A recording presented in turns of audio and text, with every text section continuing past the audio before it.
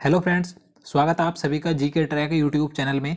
तो आज के इस वीडियो में मैं आपके लिए भारतीय संविधान से संबंधित कुछ महत्वपूर्ण क्वेश्चन लेकर आया हूँ। तो वेरी इंपॉर्टेंट क्वेश्चन है ये, तो इसलिए वीडियो को बिना स्किप के पूरा देखिएगा। और अगर आप हमारी वीडियो पहली बार देख रहे हैं तो हमारे चैनल को जरूर सब्सक्राइब करें, साथ ही उसके साइड में बेल आइकन को जरूर दबा दें ताकि आप आने वाली सभी वीडियो को देख सकें। तो चलिए आज का वीडियो शुरू करते हैं।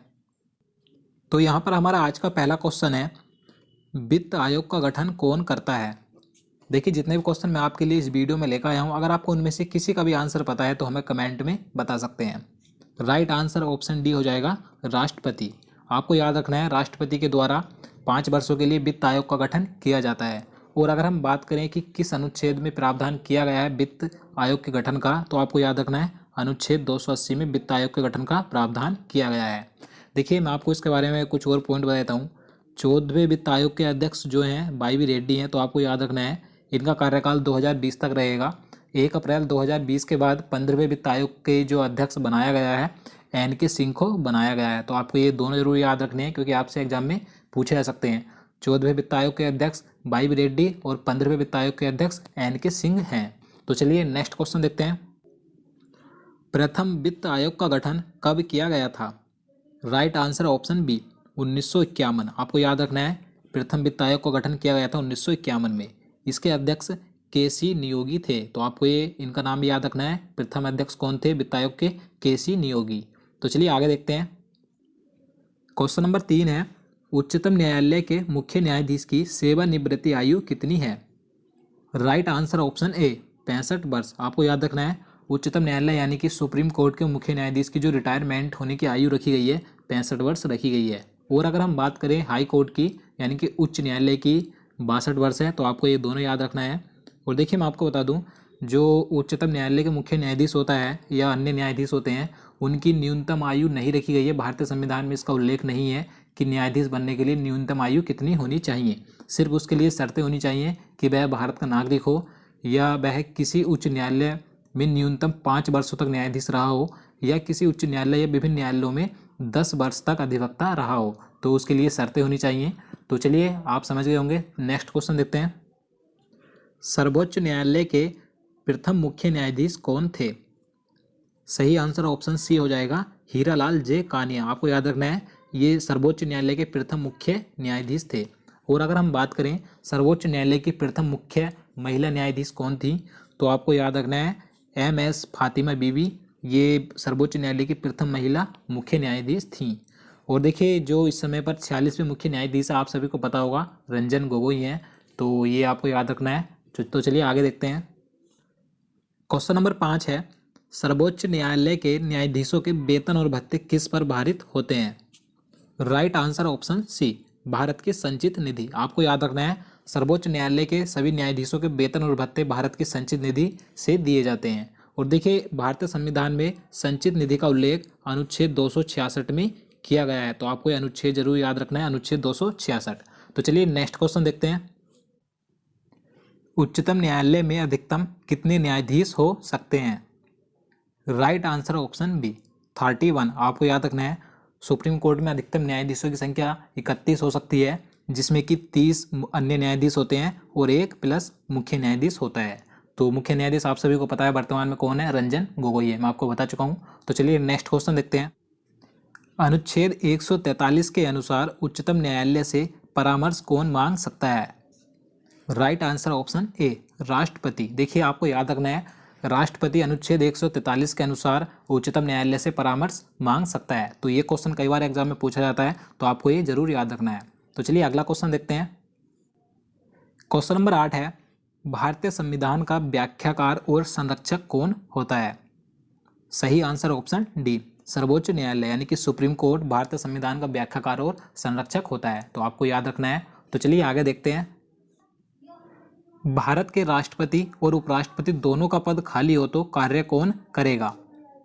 सही आंसर ऑप्शन सी, सर्वोच्च न्यायालय का मुख्य न्यायाधीश। देखिए, आप सभी को पता भी होगा अगर किसी वजह से भारत का राष्ट्रपति नहीं है तो उसका जो पद संभालता है, जो कार्य करता है, कार्यभार संभालता है, उपराष्ट्रपति संभालता है। और अगर किसी वजह से राष्ट्रपति और उपराष्ट्रपति दोनों ही नहीं है तो उनका कार्यभार सर्वोच्च न्यायालय का मुख्य न्यायाधीश संभालता है। अगर मान लीजिए ये तीनों ही नहीं है तो ऐसी कंडीशन में क्या होगा, तो जो 30 अन्य न्यायाधीश होते हैं सर्वोच्च न्यायालय के, उनमें से जो वरिष्ठ न्यायाधीश होता है वो इन तीनों का कार्यभार संभालता है। तो आपको ये याद रखना है। तो चलिए नेक्स्ट क्वेश्चन देखते हैं। क्वेश्चन नंबर 10 है, भारत के मुख्य न्यायाधीश कौन थे जिन्हें भारत के राष्ट्रपति के रूप में काम करने का अवसर प्राप्त हुआ था? सही answer option D, M Hidayatullah. आपको याद रखना है ये भारत के ऐसे मुख्य न्यायाधीश थे जिन्होंने राष्ट्रपति के रूप में भी काम करने का अवसर मिला था। तो चलिए अगला क्वेश्चन देखते हैं। सर्वोच्च न्यायालय के न्यायाधीशों की संख्या बढ़ाने का अधिकार किसके पास है? सही आंसर ऑप्शन ए, संसद। आपको ध्यान रखना है जो सुप्रीम कोर्ट होता है इसमें जो अधिकतम न्यायाधीशों की संख्या हो सकती है, मैंने आपको बता चुका हूँ 31 हो सकती है अधिकतम न्यायाधीशों की संख्या, तो इनमें वृद्धि करने का अधिकार सिर्फ संसद को दिया गया है। तो चलिए आगे देखते हैं। सर्वोच्च न्यायालय के मुख्य न्यायाधीश के पद पर सर्वाधिक अवधि तक कौन रहा? सही answer option B, Y Chandrachud. ये सर्वोच्च न्यायालय के मुख्य न्यायाधीश के पद पर सबसे अधिक समय तक रहे, आपको ध्यान रखना है। और अगर हम बात करें सबसे कम समय तक कौन रहे थे मुख्य न्यायाधीश के पद पर, तो कमल नारायण सिंह। आपको ये नाम भी याद रखना है। तो चलिए अगला क्वेश्चन देखते हैं।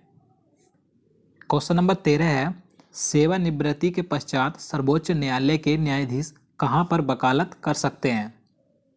राइट आंसर ऑप्शन डी, किसी भी न्यायालय में नहीं। आपको ध्यान रखना है सेवानिवृत्ति यानी कि रिटायरमेंट होने के बाद, यानी कि 65 वर्ष की आयु पूरी होने के बाद सर्वोच्च न्यायालय के सभी न्यायाधीश यानी कि जो 31 न्यायाधीश हो सकते हैं सर्वोच्च न्यायालय में, ये कहीं पर भी वकालत नहीं कर सकते। तो आपको ये जरूर याद रखना है। तो चलिए नेक्स्ट क्वेश्चन देखते हैं। सर्वोच्च न्यायालय में न्यायिक कामकाज के लिए किस भाषा का प्रयोग किया जाता है? सही आंसर ऑप्शन बी, अंग्रेजी। आपको याद रखना है सिर्फ अंग्रेजी भाषा का प्रयोग किया जाता है न्यायिक कामकाज के लिए सर्वोच्च न्यायालय में। तो चलिए अगला क्वेश्चन देखते हैं। क्वेश्चन नंबर 15 है, राष्ट्रपति और उपराष्ट्रपति के निर्वाचन में विवाद के मामलों को किसको प्रस्तुत किया जाता है? सही आंसर ऑप्शन सी, भारत का उच्चतम न्यायालय यानी कि सुप्रीम कोर्ट में पेश किया जाता है। अगर राष्ट्रपति और उपराष्ट्रपति के निर्वाचन में कोई विवाद हो जाता है तो उसके मामलों को सिर्फ सुप्रीम कोर्ट में पेश किया जाता है। तो आपको याद रखना है। तो चलिए अगला क्वेश्चन देखते हैं। प्रारूप समिति के अध्यक्ष कौन थे? सही answer option C, Bhimrao Ambedkar. आपको याद रखना है ये प्रारूप समिति के अध्यक्ष थे। और देखिए प्रारूप समिति के जो सदस्यों की संख्या थी 7 थी। तो आपको ये संख्या भी याद रखनी है, हो सकता है आपसे एग्जाम में संख्या पूछ ली जाए। तो चलिए आगे देखते हैं। भारतीय संविधान को कब अंगीकृत किया गया था? सही आंसर ऑप्शन सी, 26 नवंबर 1949 को अंगीकृत किया गया था भारतीय संविधान। और अगर हम बात करें कब लागू किया गया था, तो 26 जनवरी 1950 को संविधान लागू किया गया था और अंगीकृत 26 नवंबर 1949। आपको दोनों याद रखने हैं। तो चलिए अगला क्वेश्चन देखते हैं। क्वेश्चन नंबर 18 है, भारत में संविधान दिवस कब मनाया जाता है? राइट आंसर ऑप्शन डी, 26 नवंबर। देखिए मैं आपको बता चुका हूँ 26 नवंबर 1949 को भारतीय संविधान पूर्णतः बनकर तैयार हुआ था, यानी कि इस दिन संविधान को अंगीकृत किया गया था। तो इसीलिए 26 नवंबर को संविधान दिवस मनाया जाता है। और देखिए आपको यहाँ से एक पॉइंट और ध्यान रखना है जो कि वेरी इंपॉर्टेंट है। 26 नवंबर 2015 को पहली बार संविधान दिवस मनाया गया था भीमराव अंबेडकर की 125वीं जयंती पर। तो आपको ये जरूर याद रखना है कि आपसे एग्जाम में पूछा जाए कि बताइए पहली बार संविधान दिवस कब मनाया गया था, तो 26 नवंबर 2015 को भीमराव अंबेडकर की 125वीं जयंती पर संविधान दिवस मनाया गया था। तभी से प्रत्येक वर्ष संविधान दिवस 26 नवंबर को मनाया जाता है। तो आप समझ गए होंगे। तो चलिए अगला क्वेश्चन देखते हैं। भारतीय संविधान को किसने लिखा था? सही आंसर ऑप्शन ए, प्रेम बिहारी नारायण रायजादा। यहाँ पर ये रायजादा है। देखिए इन्होंने भारत के मूल संविधान को लिखा था। और देखिए जो भारत का मूल संविधान है ये टाइप और मुद्रित नहीं है, बल्कि प्रेम बिहारी नारायण रायजादा के द्वारा सुंदर अक्षरों में लिखा गया था। देखिए भारत का मूल संविधान हिंदी और इंग्लिश दोनों भाषाओं में लिखा गया था। तो आपको ये सभी याद रखना है। तो चलिए अगला क्वेश्चन देखते हैं। संविधान के पृष्ठों को सजाने का कार्य किसने किया था? सही answer option B, Nandlal Bose. आपको ये नाम याद रखना है। देखिए इन्होंने संविधान के पृष्ठों को चित्रों के माध्यम से सजाया था। मैं आपको बता देता हूँ। देखिए संविधान में कुल 22 भाग हैं, तो इन्होंने प्रत्येक भाग की शुरुआत में 8 से 13 इंच के प्रत्येक भाग में एक चित्र बनाया था। तो इस प्रकार से इन्होंने कुल 22 चित्र बनाए थे। तो इन 22 चित्रों को बनाने में इन्हें कुल 4 वर्ष का समय लगा था। तो आपको ये सभी याद रखना है। तो चलिए अगला क्वेश्चन देखते हैं। भारत का मूल संविधान कहाँ संरक्षित है? सही आंसर ऑप्शन सी, संसद भवन। देखिए, प्रेम बिहारी नारायण रायजादा के द्वारा लिखा गया भारत का मूल संविधान भारतीय संसद पुस्तकालय में हीलियम से डिजाइन किए गए एक विशेष पात्र में संरक्षित किया गया है, तो आपको ध्यान रखना है। तो चलिए अगला क्वेश्चन देखते हैं। भारत का मूल संविधान कहाँ से प्रकाशित हुआ था? सही answer option D, Dehradun. Dehradun से प्रकाशित हुआ था भारत का मूल संविधान, तो आपको ध्यान रखना है। तो दोस्तों आज के लिए इतना ही। उम्मीद करता हूँ आपको वीडियो पसंद आया होगा। अगर आपको वीडियो अच्छा लगा हो तो लाइक ज़रूर करना, चैनल को भी जरूर सब्सक्राइब करना, और दोस्तों हमें कमेंट में ज़रूर बताना आपने इन क्वेश्चन में से कितनों का सही आंसर दिए। तो चलिए मिलते हैं नेक्स्ट वीडियो में, तब तक के लिए नमस्कार।